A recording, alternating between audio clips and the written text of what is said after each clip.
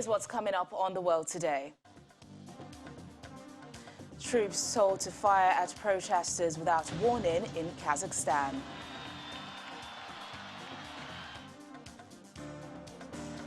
Two children among 3 Eritrean refugees killed in Tigray air raid. Plus,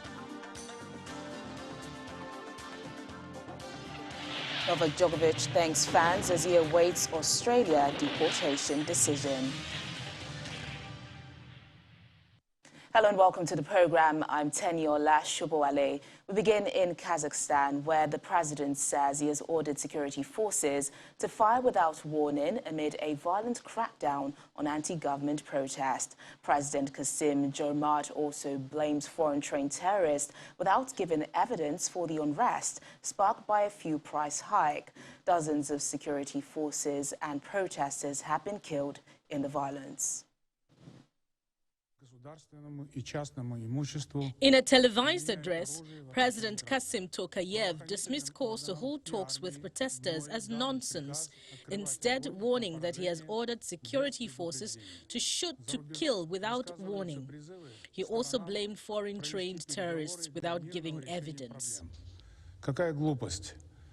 Terrorists continue to damage public and private property and use weapons against citizens. I gave an order to law enforcement agencies and the army to shoot to kill without warning. There have been calls abroad for the parties to move the negotiations to a peaceful resolution of the problems. What nonsense! What kind of negotiations can there be with criminals, with murderers? We had to deal with armed and trained bandits, both local and foreign. That's right, bandits and terrorists. That's why they have to be destroyed, and that will be done soon. In almost a week of protests, dozens have been killed, including citizens and police. The unprecedented crisis marks the worst violence Kazakhstan has seen since gaining independence 3 decades ago. The Interior Ministry said that 26 armed criminals had been liquidated and more than 3,000 detained since last weekend, while 18 police and National Guard service members had also been killed. Protests, which are rare in the relatively stable former Soviet nation, began over rising fuel prices. But the rallies have since morphed into violent anti-government riots. The government has said that fuel price caps will be restored for 6 months, but the announcement has failed to end the protests. At the request of President Tokayev, Russia has sent peacekeeping forces. They arrived on Thursday amid warnings from the West to Moscow to respect Kazakhstan's sovereignty. All right, good afternoon. In the meantime, the United Nations has called for both protesters and troops involved in the violence in Kazakhstan to exercise restraint and refrain from violence. It's widespread, and journalists still face a huge number. We, of course, continue to follow the situation very closely. During these exchanges, appeals to exercise restraint, refrain from violence, and promote dialogue to address the situation were reiterated by Natalia Gurman on behalf of the Secretary General. We've seen the press reports. It's hard for us to confirm them, but what is clear is that all demonstrations need to be peaceful. People have a right to express their grievances. It needs to be done peacefully. And security forces need to protect that right and show and act with restraint. And I think it's a sentiment also echoed by the High Commissioner for Human Rights. We were informed earlier this morning by the Collective Treaty Security Organization that they were sending troops to Kazakhstan under existing bilateral treaties. I think for us the important thing is that security forces, whether they are Kazakh or whether they are non-Kazakh troops, need to uphold the same human rights standards, which is to show restraint and protect people's rights to demonstrate peacefully. Conflict. The United Nations says 3 Eritreans living in a refugee camp in Ethiopia's Tigray have been killed in an airstrike. 2 of the dead are said to be children. Several other people were injured in the attack on the Myanmar camp. The UN High Commissioner for Refugees, Filippo Grandi, says refugees should never be a target, calling on the Ethiopian government forces and Tigrayan rebels to respect civilians. Conflict in the region broke out in November 2020. Meanwhile, humanitarians on the ground in Ethiopia say the situation in the northern part of the country remains unpredictable and volatile. UN spokesperson Stefan Dujarric is urgently calling on all parties to allow access to people in Tigray, Amhara and Afar. Our humanitarian colleagues telling us that the situation in the northern part of the country remains unpredictable and volatile. In Tigray, the humanitarian situation continues to deteriorate, with tensions restricting the movement of humanitarian supplies along the only available route from Semera to Abala to Mekele. No trucks carrying humanitarian supplies have been able to enter Tigray since December 15th. To recap, since July 12th, only 1,338 trucks have entered Tigray, which is less than 12% of the trucks we need to get in. As we've been telling you many times, we need about 100 trucks every day to meet the humanitarian needs of people in Tigray. As of January 3rd, our partners who are distributing food in Tigray have only as of January 3rd, our partners who've been distributing food in Tigray have around 10,000 liters of fuel left. At least 60,000 liters of fuel are needed to dispatch the limited food supplies that are currently available in Mekele. Several UN and non-UN and non-governmental organizations will be forced to cease operations if humanitarian supplies, fuel and cash are not delivered to Tigray very soon.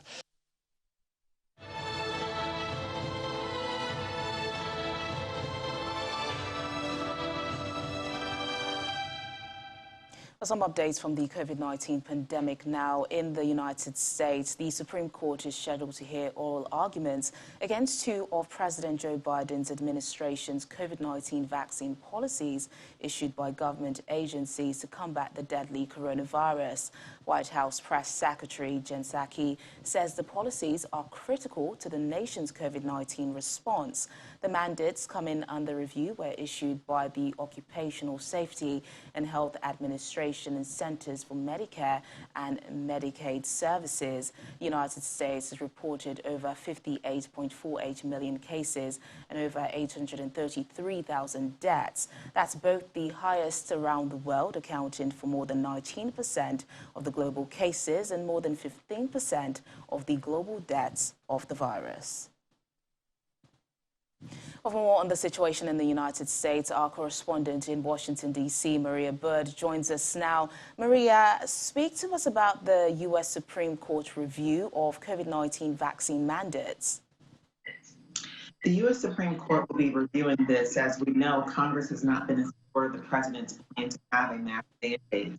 And we know this is something that has been a controversial issue for quite some time. So the U.S. Supreme Court has come the last stop in the process to see if this is something that can be brought forth. As you just mentioned, the U.S. has the highest rate of COVID-19 across the world. The U.S. has been definitely suffering with this Omicron variant at a very rapid rate of the spread of the virus. And so this is kind of the president's probably last ability to potentially see a mask mandate to be put in place to ensure that this is one of the measures that they believe will help to curb the spread of the coronavirus. And so we can expect to see some rulings here in the next couple of weeks, but obviously this will take some time. And the real question is, will we be at a point where we're coming out of the peak when all of this is able to be rectified? Well, with cases surging due to the Omicron virus, last week the U.S. recorded 1 million cases in a day. How else are officials getting Americans to take the jab, and what else are they putting in place? Well, officials are really working toward kind of whether it's the media campaigns to try to encourage individuals to actually take the vaccine. Obviously, some jobs, employers are requiring the vaccine. You do have some restaurants and local community areas. I mean, even going to a theater often times requires you to have a vaccine card. And so I think it's really going to be a cooperation between the government and the private sector in order for the vaccine to kind of have even an unofficial mandate. But that is some of the measures that are being taken place in the U.S. to try to get people to get out to get vaccinated if they're unable to, whether it's go to work or go even to some areas for enjoyment without a vaccine card or without having a vaccination, then that will obviously push individuals to moving forward in that direction. Okay, Maria, President Biden in December announced that his administration would purchase and distribute 500 million rapid tests. Have officials been able to meet up with that promise? Unfortunately, we are still seeing very long lines of tests. And as you said, the rapid test. With the rapid test, we know many people are not just looking for the rapid test, they're also looking for the PCR test because the rapid test does have some bit of a false negatives oftentimes. And so a lot of times employers or individuals going into different, whether it's theaters or courses, things like that are requiring more than just the rapid test. But unfortunately, we have definitely seen a decline in the availability even of those rapid tests that he has promised. We are seeing that across the country, they are opening up additional testing sites. So hopefully in the next week or so, we will see a decrease in the lines and an increase in availability of whether it's home kits or availability of testing sites and not having individuals to stand in lines that are more than an hour or two long.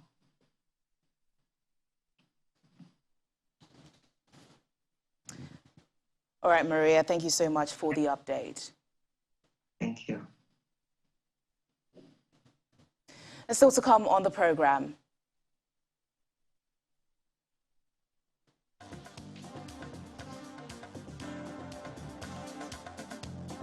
Heavy rainfall and floods in northeastern Brazil leave hundreds homeless. Please stay with us. Thanks for staying with us. Tennis star Novak Djokovic has thanked people around the world for their support as he awaits a decision on his deportation from Australia. Djokovic landed this week to play in the Australian Open, having controversially been given an exemption to Australia's vaccination rules. But he was dramatically denied entry on landing. Djokovic is currently in immigration detention in Melbourne, with a court challenge due on Monday. In a statement, the men's world #1 tennis player in the world thanked people around the world for their continuous support. Well, his fans are unrelenting, saying they'll support him to the very end. Dozens of supporters have rallied outside the Melbourne hotel where Djokovic is being held. Even amid heavy rain, protesters danced, chanted and waved banners, some of them in Serbian, declaring their love for the 20-time Grand Slam champion. I think it's terrible to keep him here in detention center. I mean, he doesn't deserve that. He should be somewhere else, you know, like a hotel or any other facilities, a private house or something. I mean, I don't, look, I don't know, I'm not a lawyer. I don't think that he done such a bad thing to be held in a detention center. He plays fair, he plays fierce, and he plays it hard. And he's just a very, very good athlete, and he should not be locked up. If there's any differences of any kind, it should be fixed up. For Christ's sake, we can send people to the moon. Why can't we just, in this technological era, fix up whatever it is? And let him go, let him play, let him do what he does best.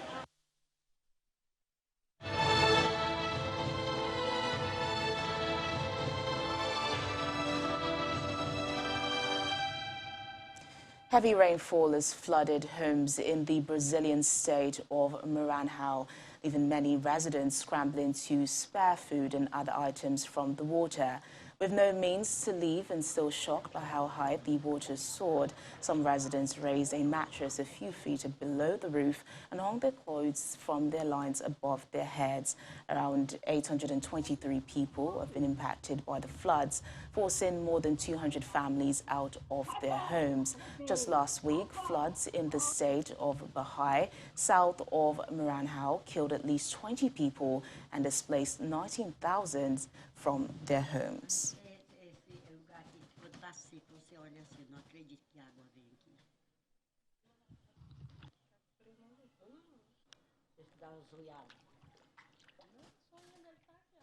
And now some updates from the COVID-19 updates.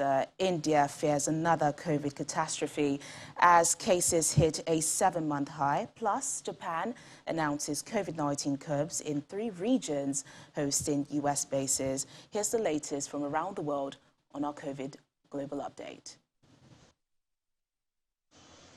India's daily COVID-19 cases have jumped to 117,100, a 5-fold increase in a week and on course to overtake its previous infection peak as a fast-spreading Omicron variant replaces Delta in cities. This is a big concern, big challenge. We have seen that over the last 8 days, the figure has gone very high, from 10,000 cases to more than 1 lakh in just 8 days. So with this speed, the number is going to be much higher than in the previous waves.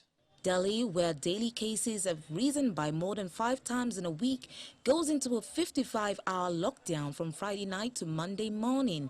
Authorities have also imposed a night curfew on weekdays, closed schools and ordered most shops to open only on alternate days when there is no curfew. Germany's Chancellor Olaf Scholz is meeting with leaders from the country's 16 states to discuss further measures on tackling the pandemic. A draft circulated ahead of Friday's meeting proposed that those who had only received 2 shots of the vaccine would have to show a same-day negative test result before entering bars or restaurants. The Japanese government has declared quasi-emergency measures in 3 regions that host U.S. military bases to stem a COVID-19 surge that some officials have said the bases have helped fuel. Prime Minister Fumio Kishida says the measures, which will allow steps such as limiting the operating hours of restaurants and bars, were needed to rein in surging cases. The infectious Omicron variants have been found in about 80% of Japanese prefectures. Officials say the Omicron outbreak in Australia's most populous state could peak by the end of January. As a result, New South Wales State Premier Dominic Perrottet has postponed non-urgent surgeries and reinstated a ban on singing and dancing in clubs and pubs, including in Sydney, the state capital, and home to more than 5 million people. This is a challenging time, not just in New South Wales but around the world, but the efforts that our people have made has kept New South Wales safe, has kept New South Wales open and kept New South Wales strong. And if we can continue, I thank everyone for their patience, particularly those who've had to line up in PCR queues and the like. We continue to be patient and continue to treat people with kindness and respect. Once again, we'll come out stronger the other side. And finally, health experts warn that insufficient testing for COVID-19 and a data blackout caused by hackers have left Brazil in the dark as it prepares to deal with the arrival of the highly transmissible Omicron variant of coronavirus. Brazilians with COVID-19 symptoms are facing long lines to get tested due to the lack of kits. Despite having the world's third deadliest outbreak after United States and Russia, Brazil is the South American country that tests its citizens the least for COVID-19.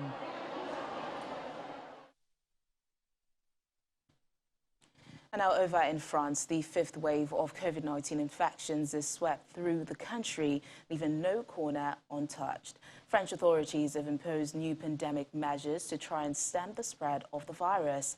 Amid the measures put in place, French schools say they are overwhelmed.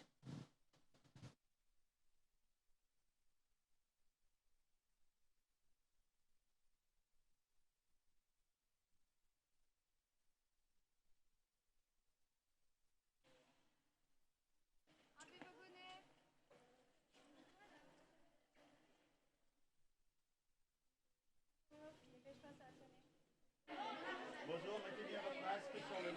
Voilà, parfait.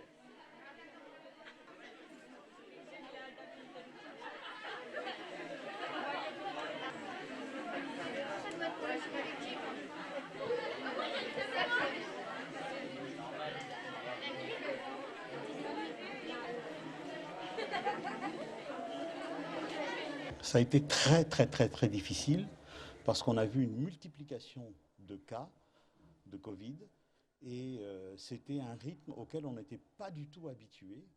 Puisque, par exemple, And to other stories now, a group of protesters have taken to the streets of Yangon to protest the visit of Cambodian Prime Minister Hun Sen to Myanmar. The protesters held banners reading Yangon strike and chanted slogans including "Our goal is to achieve federal democracy and victory for the revolution." Hun Sen was greeted by an honor guard and red carpet when he arrived earlier today, just as protests by coup opponents broke out in other parts of the country over fears his trip will provide more legitimacy to the ruling military leaders. His two-day visit is the first by a head of government since the army overthrew the civilian administration of Aung San Suu Kyi on February the 1st last year, sparking months of protests and a bloody crackdown. The Cambodian leader, who has been criticized over crackdowns on his political opponents at home, has said he was making the visit to press a Myanmar peace plan sponsored by the Association of Southeast Asian Nations.